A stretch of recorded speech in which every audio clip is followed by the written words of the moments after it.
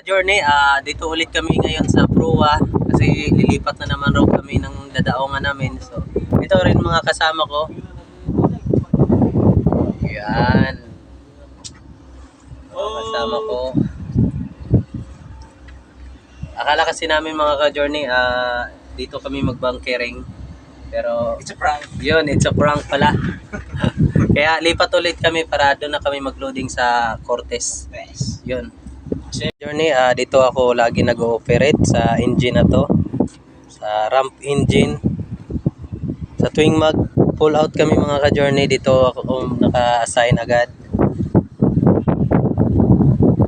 Para iangat yung rampa namin gamit yung engine na to.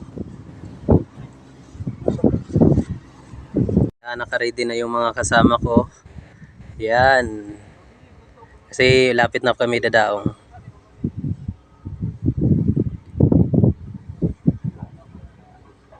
Ako naman dito ako naka-standby sa engine na to.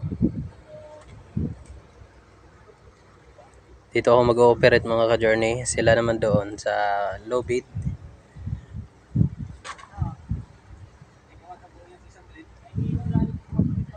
Yan.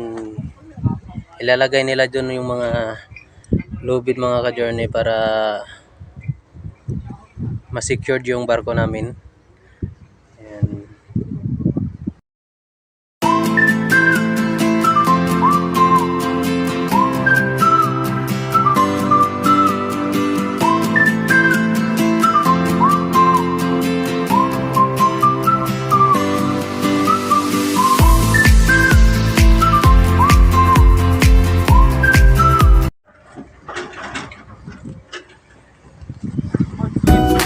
Secured na yung barko namin pagkadaong niya.